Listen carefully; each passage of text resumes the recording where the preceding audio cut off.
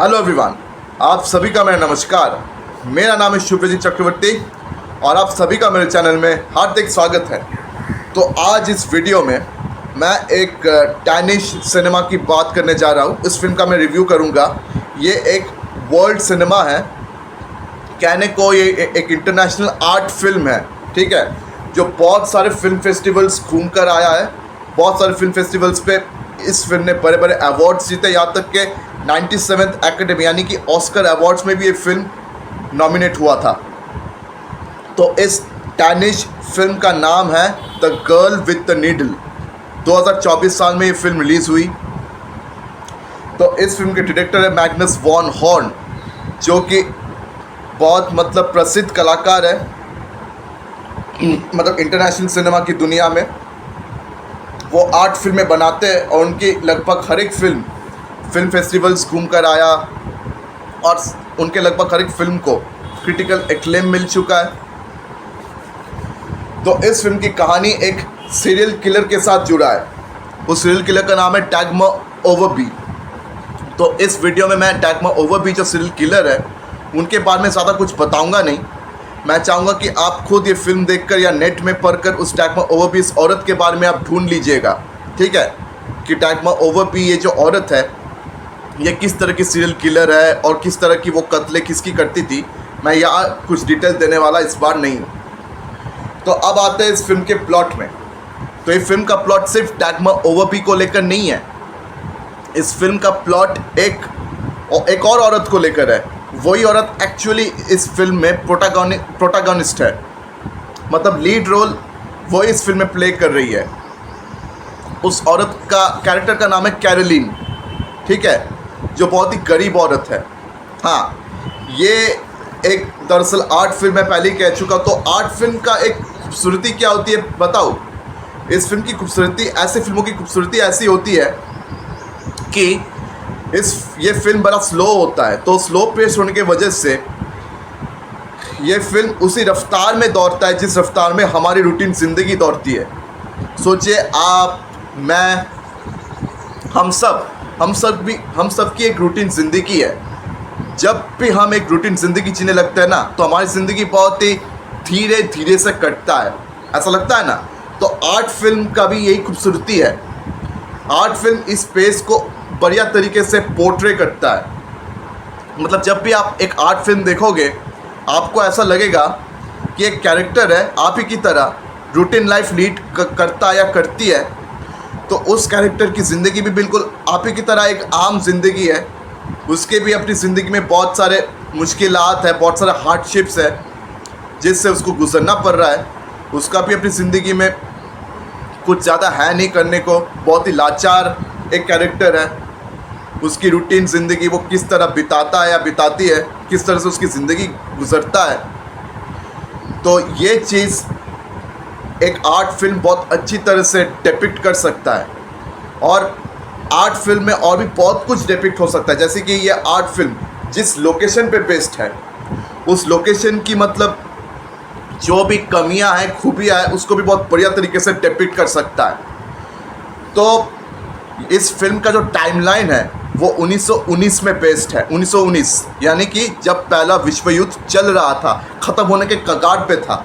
तो पहला विश्व युद्ध हम सब जानते हैं कि 1914 से 1919 के बीच हुआ था। ये 5-6 साल वो पहला विश्व युद्ध चला था और डेनमार्क भी उस विश्व युद्ध में शामिल था। तो डेनमार्क के बहुत सारे जवान उस वक्त एनलिस्ट कर रहे थे, उस वक्त आर्मी में अपनी नाम लिखवा रहे थे और अपनी जान भी गंवा रहे थे। और ये देश गरीबी से गुजर रहा था। ज़्यादातर इसके जो आम लोग हैं सब गरीब थे, बहुत गरीब।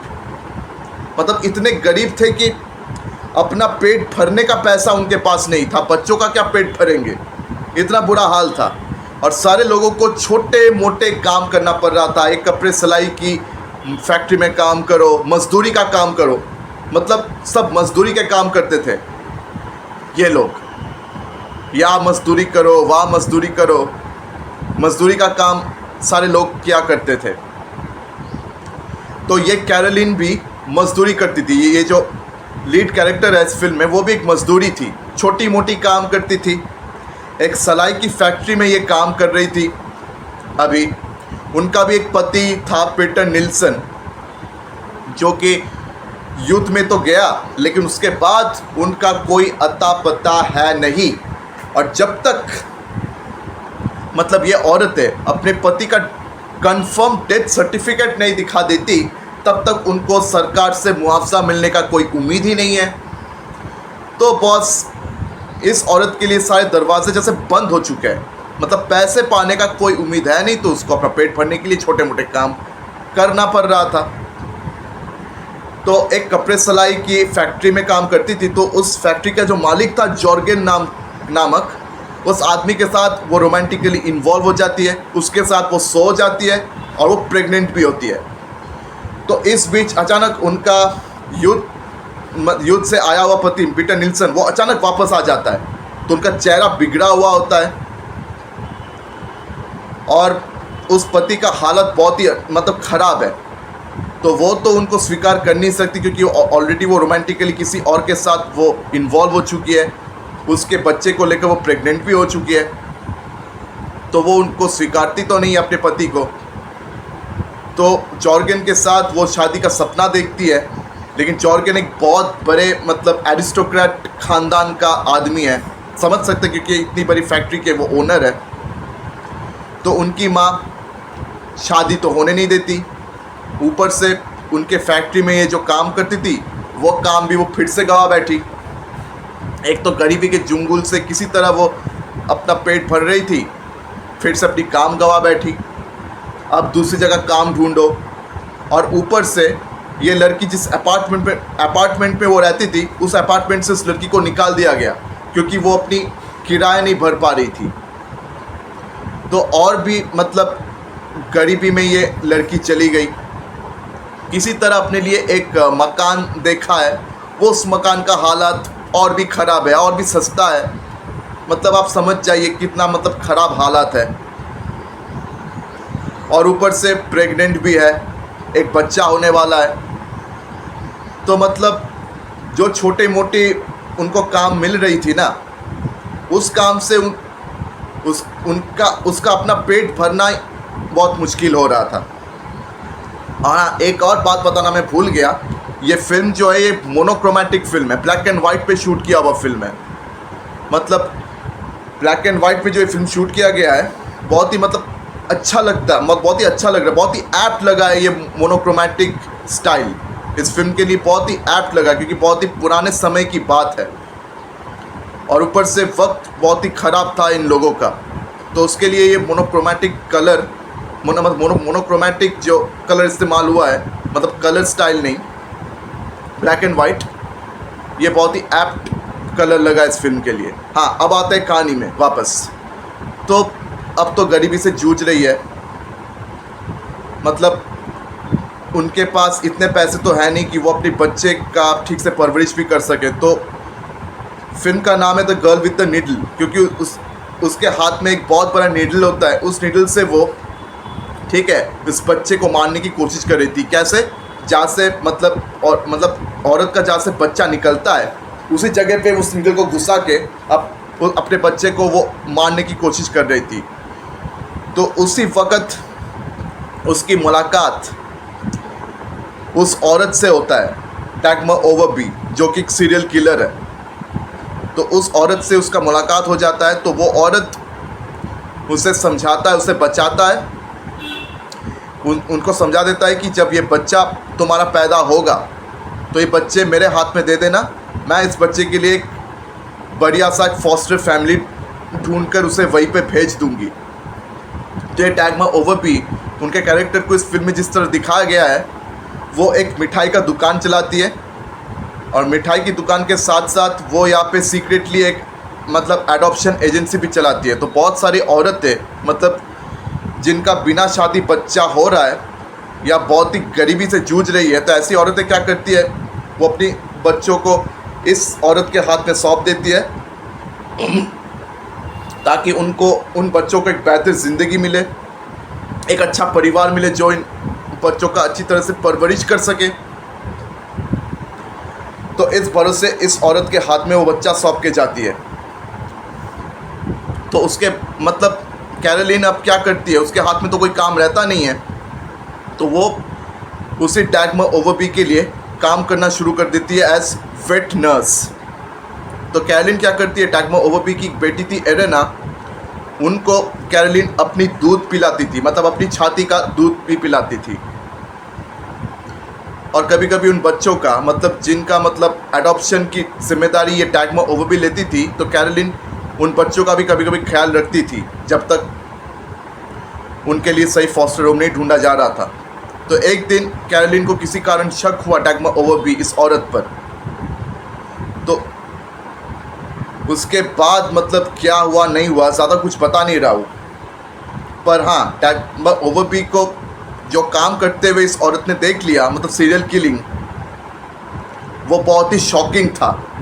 उसके बाद से मतलब ये फिल्म एक अलग ही मोड़ ले लेता है, मतलब ये फिल्म नहीं, एक्चुअली कैरोलिन का ज़िंदगी एक अलग मोड़ ले लेता है। मतलब क्या होता है नहीं होता है ज़्यादा कुछ यहाँ बता नहीं सकता,